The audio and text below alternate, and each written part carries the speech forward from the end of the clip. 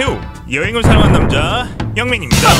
저는 오늘 한국인들이 사랑하는 여행지 유럽으로 떠나요. 이번 유럽 여행은 세미 패키지 여행사 마이유럽과 함께 프랑스, 스위스, 동유럽 등 16일 동안 일정을 소화하는데요.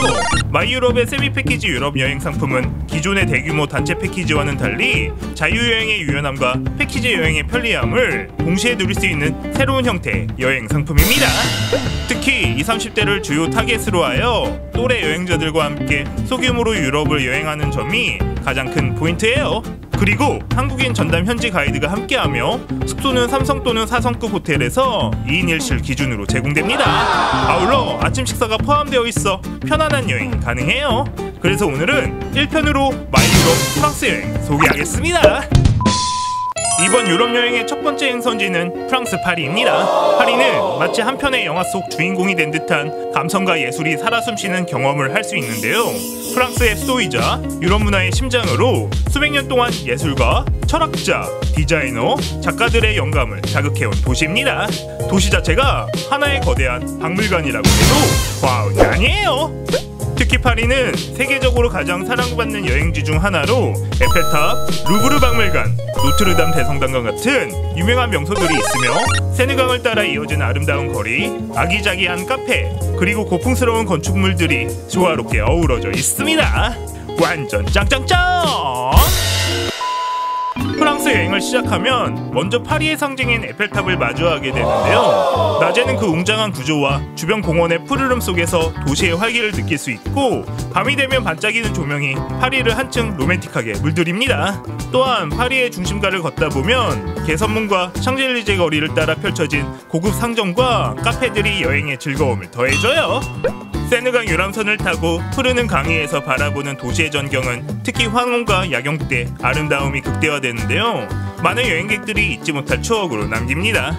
이렇게 파리 여행은 단순한 관광을 넘어 여행자 각자가 자신만의 이야기를 만들어가는 소중한 시간이 되며 수많은 사람들이 다시 찾고 싶은 꿈의 도시로 자리매김하게 됩니다. 그리고 마이유럽 여행 상품의 가장 큰 장점은 바로 숙소입니다. 마이유럽의 숙소는 도시 중심의 최적 입지, 감각적이고 깔끔한 시설을 자랑하는데요. 파리에서 묵은 숙소는 파리 중심부 8구에 위치한 엘리제 에잇 호텔입니다. 엘리제 에잇 호텔은 세련된 감성과 실용적인 편의성을 모두 갖춘 3성급 부티크 호텔로 콩코르드 광장, 루브르 박물관 등 파리를 대표하는 주요 명소들과 매우 가까운 거리에 있어 관광객들에게 매우 매력적인 숙소예요. 좋다 좋아! 엘리제 에잇 호텔은 각 객실마다 감각적인 인테리어와 편안한 침구, 모던한 욕실 시설을 갖추고 있어 여행자들이 쾌적하게 머무를 수 있도록 세심하게 배려되어 있습니다. 파리 시내 한가운데서도 비교적 조용하고 안락한 분위기 속에서 머무를 수 있는 공간이에요. 아침에는 호텔에서 제공하는 다양한 유럽식 조식 뷔페로 하루를 기분 좋게 시작할 수 있습니다. 깔끔하고 품격 있는 식사 공간에서 신선한 빵, 과일, 커피, 치즈 등을 즐길 수 있어 여행의 만족도를 더욱 높여줘요. 완전 만나! 그리고 또 다른 마이유럽의 장점은 바로 자유일정입니다. 마이유럽의 자유일정은 일반적인 패키지처럼 아침부터 저녁까지 단체로 움직이며 시간에 쫓기는 방식이 아니라 일정 중 하루 이상을 통으로 자유시간으로 제공해 여유롭게 여행을 즐길 수 있다는 것이 가장 큰 매력입니다. 그럼 제가 이번에 다녀온 파리의 주요 명소를 자세히 소개하도록 하겠습니다. 가장 먼저 소개할 파리 여행지는 마르스 광장이에요. 마르스 광장은 에펠탑 바로 앞에 펼쳐진 넓고 평화로운 잔디공원으로 여행자들과 현지인 모두에게 사랑받는 명소입니다. 파리의 낭만과 자유로움을 온몸으로 느낄 수 있는 대표적인 여행지예요. 다음 소개할 파리 여행지는 루브르 박물관입니다. 루브르 박물관은 세계에서 가장 유명하고 큰 미술관으로 인류 문명의 정수와 예술의 위대함이 집약된 곳이에요. 특히 예술적 감동과 역사적 깊이를 동시에 느낄 수 있는 파리 여행의 필수 코스입니다. 루브르 박물관은 그 자체도 아름다운 예술 작품인데요. 건물은 옛날 왕궁으로 지어진 고풍스러운 석조 건물이며 정중앙에는 현대적인 유리 피라미드 입구가 있습니다. 이 유리 피라미드는 루브르 박물관의 대표적인 포토존이 되었어요. 루브르 박물관에서 가장 유명한 소장품 중 하나는 레오나르도 다빈치의 모나리자로 전 세계에서 가장 많은 사람들이 찾는 그림이자 박물관 내부에서도 항상 긴 줄이 서는 작품입니다. 모나리자를 직접 보는 경험은 그 자체로 예술과 역사를 살아 숨쉬게 하는 특별한 순간이에요. 이외에도 그리스 조각인 밀로의 비너스, 사모트라케의 니케 승리의 여신상, 이집트의 람세스 2세 석상, 외젠 들라크루아의 민중을 이끄는 자유의 여신, 메소포타미아의 유물 등 문화권과 시대를 넘나드는 세계의 최고의 걸작들이 전시되어 있습니다. 역대급이라고 해도 과언이 아니에요. 다음 소개할 파리 여행지는 세느강입니다. 세느강은 파리를 가로지르는 젖줄이며 수세기 동안 프랑스의 경제, 문화, 예술의 중심 역할을 해왔어요. 파리의 많은 명소들이 이 강을 따라 자리 잡고 있어 도시의 심장부를 형성합니다. 특히 강변의 고풍스러운 다리들과 카페 서점들은 파리의 낭만적인 분위기를 한층 더해줘요. 그리고 강변 산책, 자전거 투어와 바투무슈와 같은 유람선을 통해 세느강을 즐길 수 있습니다. 완전 대박! 다음 소개할 파리 여행지는 디즈니랜드입니다. 파리 디즈니랜드는 프랑스 파리 근교에 위치한 유럽 최대 규모의 테마파크로 세계적으로 유명한 디즈니랜드 중 하나예요. 이곳은 아이부터 어른까지 모두가 즐길 수 있는 다양한 놀이기구와 쇼, 캐릭터 퍼레이드가 가득해 가족 단위 여행객들에게 특히 인기가 높습니다.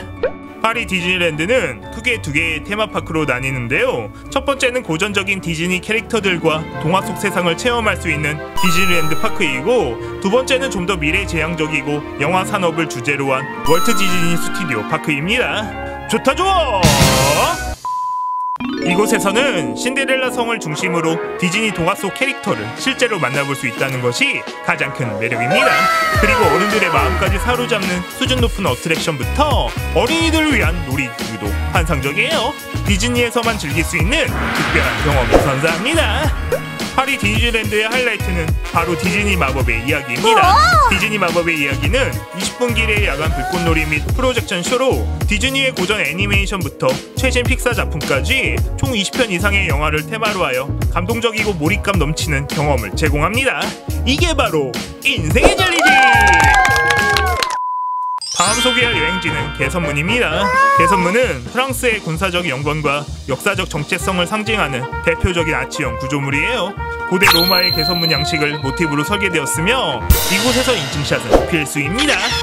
특히 개선문 전망대는 필수로 올라가야 하는데요. 전망대에서는 파리의 풍경을 360도로 조망할 수 있습니다. 샹젤리제 거리부터 에펠탑, 몽마르트 언덕, 콩코르드 광장 등 파리의 주요 지형과 건축물이 사방으로 펼쳐져 빛의 도시 파리의 균형 잡힌 도시 구조와 역사적 조화를 한눈에 감상할 수 있어요. 다음으로 소개할 파리 여행 코스는 바토무슈입니다. 바토무슈는 파리에서 가장 유명한 세느강 유람선 브랜드로 우리의 작은 배라는 뜻을 가지고 있어요. 이름처럼 세느강을 따라 파리의 대표 명소들을 편안하게 감상할 수 있는 관광 크루즈입니다. 바토무슈는 19세기 말부터 운영되기 시작해 파리 관광의 상징 중 하나로 자리 잡았어요. 에펠탑, 노트르담 대성당, 루브르 박물관, 오르시에 미술관 등 도시의 아름다운 건축물과 랜드마크를 거리에서 바라보는 특별한 경험을 제공해요. 이게 정말 실화냐? 바토무슈는 낮과 밤 모두 운항하며 특히 밤에는 파리의 야경과 조명이 어우러져 로맨틱한 분위기를 자아냅니다.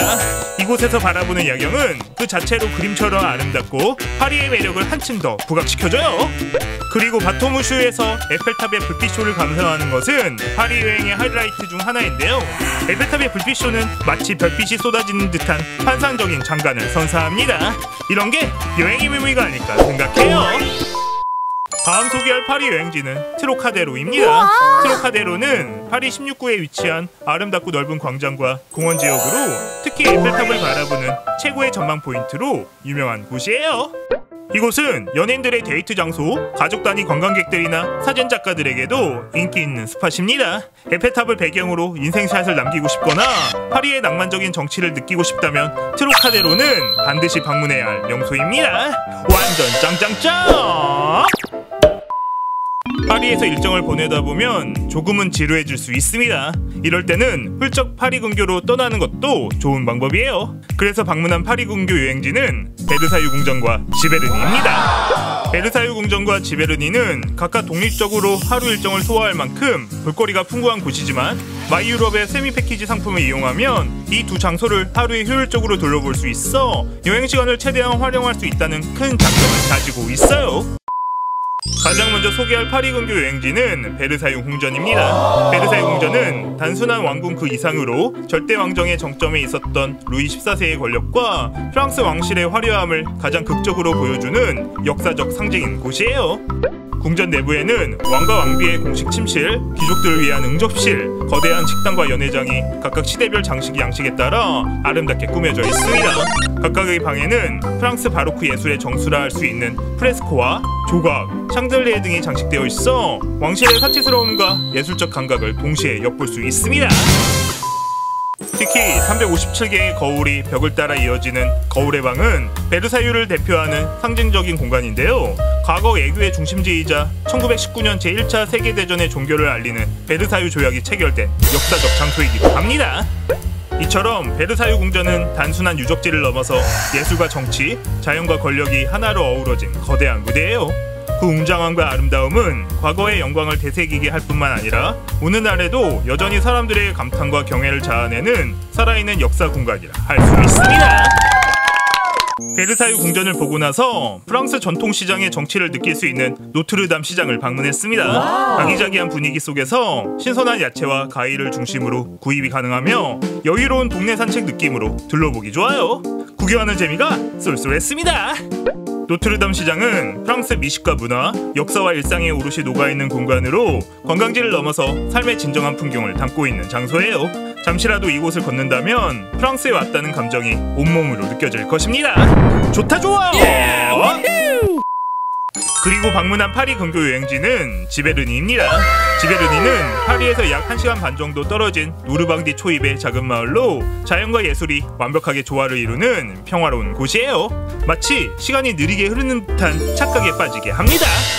참고로 지베르니는 프랑스 인상주의 화가 클로드 모네가 말년의 삶을 보내며 영감의 원천으로 삼았던 장소로 잘 알려져 있어요. 이곳은 파리의 복잡함과 화려함에서 잠시 벗어나 마음 깊은 곳에 오랫도록 남는 감성과 여운을 선사합니다. 이게 바로 인생의 진리지! 파리 여행 일정을 마치고 프랑스에서 파리에 이어 두 번째로 큰 도시인 리옹으로 이동했습니다. 리옹은 풍부한 역사와 문화, 미식이 어우러진 매력적인 여행지로 로마 시대부터 이어져 온 유서 깊은 도시예요. 그리고 르네상스 시대의 아름다운 건축물이 조화를 이루고 있어 걷는 것만으로도 시간 여행을 하는 듯한 느낌을 줍니다. 리옹에서는 구시가지 지역의 중세 건축물과 좁은 골목길을 걷거나 소르강과 롱강이 만나는 강변을 산책할 수 있으며 리옹의 언덕에 위치한 프르비에르 대성당에서 도시 전경을 감상할 수 있습니다. 리옹은 예술, 역사, 미식, 자연이 모두 어우러진 도시로 여행자들에게 다채로운 경험과 잊지 못할 추억을 선사해요. 리옹의 대표적인 명소는 프르비에르 노트르담 대성당인데요. 리옹의 상징적인 랜드마크 중 하나로 프르비에르 언덕 정상에 우뚝 서 있어 리옹 전경을 한눈에 내려다볼 수 있는 아름다운 장소입니다. 로마네스크와 고딕 양식이 절묘하게 조화를 이루고 있으며 화려한 외관과 섬세한 장식으로 여행객들을 사로잡고 있어요. 성당 내부는 화려한 모자이크와 스테인드 글라스 그리고 정교한 조각들로 꾸며져 있어 신성함과 예술적 아름다움을 동시에 느낄 수 있습니다. 특히 성당 앞 전망대에서는 리옹 시내는 물론 론강과 소르강이 만나는 풍경까지 파노라마처럼 볼 수 있어 잊지 못할 감동을 선사해요. 완전 대박! 제가 리옹에서 1박 2일 동안 묵었던 숙소는 머큐어 호텔입니다. 호텔은 리옹 중심가에 위치해 있으며 모던하면서도 세련된 인테리어와 함께 비즈니스 여행객뿐 아니라 관광객들에게도 편안한 휴식을 제공해요. 넓고 쾌적한 객실뿐 아니라 다양한 편의시설이 잘 갖추어져 있는 게 특징입니다. 머큐어 호텔의 조식은 뷔페 형식으로 준비되어 있으며 신선한 빵과 크루아상, 다양한 치즈와 햄, 과일 주스, 커피 등 전형적인 프랑스식 아침 식사를 만끽할 수 있도록 구성되어 있어요. 아침 식사를 거르지 않고 잘 챙겨 먹어야 여행 일정도 알차고 즐겁게 보낼 수 있습니다. 그리고 프랑스 여행의 마지막 여행지 안시로 이동했습니다.